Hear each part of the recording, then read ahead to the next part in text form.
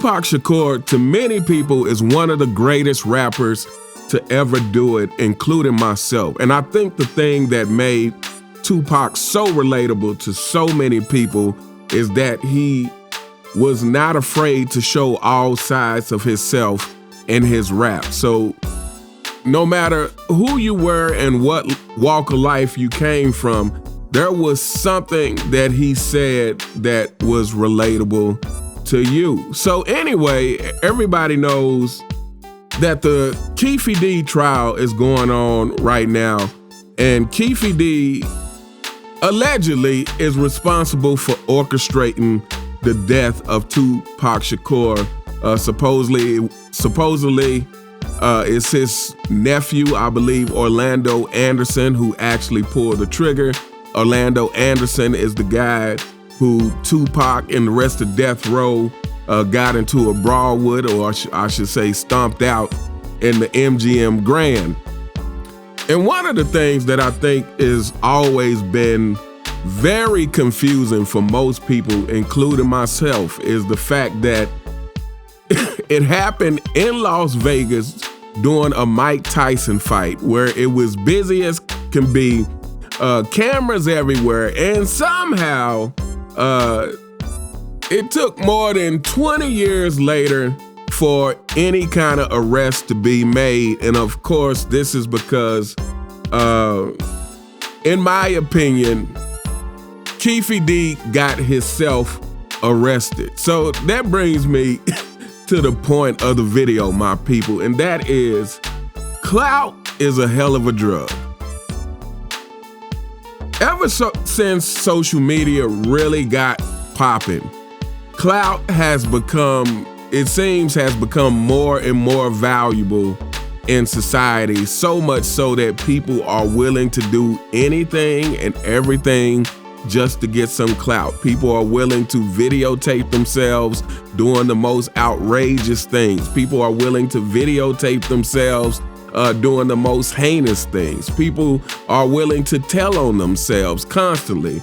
And you know, me, again, being from the Michael Jordan era, being from the Mike Tyson era, the Michael Jackson era, the Tupac era, me being from that era, I always look at these young rappers today and just think to myself, like, wow, these guys are just so willing to confess to any and everything they do on record, and with great detail. And it's just, again, it's just, to me, that need for attention, that a need to be recognized for something, that need for clout has just clouded everybody's judgment so bad. So, but not only has it hit the young rappers, apparently it has hit the old rappers as well. Not only has it hit the young gangsters, apparently it has hit the old gangsters as well. And you know, and so Keefe D got himself arrested by doing all of these interviews detailing the night of the Tupac murder. And so I'm gonna read this article from TMZ. It says, Tupac murder trial, all eyes on me, day 3. The murder trial for alleged Tupac Shakur killer Dwayne Keefe D. Davis rolls into its 3rd day Wednesday, and you can watch the courtroom action right here, which I have not watched any of the trial. Says Keefe D is accused of planning the legendary rapper's murder and allegedly producing the gun used to kill Tupac, though prosecutors say he wasn't the trigger man that fateful night. He has pleaded not guilty to all charges, which is, I don't know why. Says the trial is taking place in a Nevada courtroom nearly 3 decades after Tupac was gunned down near the Las Vegas Strip while riding as a passenger in Suge Knight's BMW. And of course, we know when he got murdered, there was all kinds of theories going around about what happened and why it happened, including the fact that maybe Suge had something to do with it. Some people think the FBI had something to do with it. And me personally, I think it's probably, I think it's deeper than just the fact that he got in a fight with somebody. Obviously, that's the immediate thing. But I think it was, to me, it's been an ongoing thing. Like me personally, I believe when Tupac was in jail for that charge, the SA charge, I believe there was people feeding him information in order to start him down the path that ultimately led him to his death. I believe there was people feeding him information. I mean, he said in interviews that there were people who was telling him that Biggie had something to do with it. And for those who've heard anything about COINTELPRO and know about that kind of thing, to me, that's not outside of the scope of something they would do. And so I feel like it started then. So while again, what happened in Vegas is what happened, but to me, that was the result of Tupac getting started down this path of paranoia long before that. Matter of fact, I feel like, a lot of people say that Tupac changed after he played the Juice character, after he played Bishop and Juice. But I would argue that Tupac changed after getting shot 5 times the first time. To me, that's when he changed, because there are certain life events that are going to change you as a person forever. And to me, getting shot is the kind of life-changing event that could do that. But anyway, let's continue with this article. It says, through 2 days of testimony, prosecutors have called over a dozen witnesses to describe the fatal shooting in 1996 and gang tensions that preceded it. And again, you got 24 witnesses. It took you almost 30 years to get 24 witnesses from a night that cameras were all over the place. It just doesn't make sense to me. A former police officer testified Tupac told him he knew who shot him but would not rat out the shooter. If convicted, Keefe D faces life in prison. And I would say, as he should, if for nothing else, for getting on podcasts and snitching on yourself.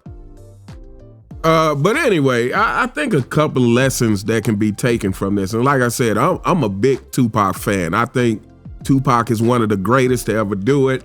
I think Tupac, if I had to equate him to something, Tupac is like Marvin Gaye in soul music, Aretha Franklin, Stevie Wonder, Donny Hathaway, to those people who sang with soul. To me, Tupac was that in a rapper form. He had the ability to make you feel something with his lyrics and feel something with his subject matter and with the songs that he put out. So I'm a big Tupac fan, but I think a couple of lessons to be taken from this, because we all know Tupac constantly rapped about death, especially the last, few years before it actually happened. And that is, when you are living a certain type of lifestyle, the probability is almost inevitable that something bad is going to befall you. For those who follow me on my other channel, I've mentioned before that I used to participate in that kind of lifestyle. And fortunately, I was smart enough to always know that you cannot do that forever. Like, it doesn't matter how smart you are. It doesn't matter how lucky you are. At some point, something's going to catch up with you. And then the other thing, like I said, is that for Keefe D, this is the power of clout. This is the power of clout, so much so that not only does it have the younger generation chasing clout, but it has the older generation chasing clout too, doing anything and everything to get a name, or doing anything and everything for money, including being willing to snitch on yourself. Like I said, you got people just doing things for shock value, trying to go viral. You got people who just want to make a name for themselves so they can get clicks and likes. So at the end of the day, it's all gonna catch up to you one way or another. If you're living in a bad way, it's gonna catch up to you. If you're doing everything just to get clout, It's gonna catch up to you, especially if you are out there telling things that you shouldn't be telling. The world doesn't have to know everything about you, and this doesn't even have to, we don't even have to be talking about illegal stuff. The world just doesn't have to know everything about you, but some people are willing to put anything and everything out there just to be seen. But anyway, let me know what you guys think in the comments about this Keefe D trial. Let me know what you guys think about the fact that it's taken almost 3 decades for this to even happen. And let me know, are you guys Tupac fans out there? Did you grow up during the Tupac generation? Hit the like button and subscribe, and I'll see you next time. All right.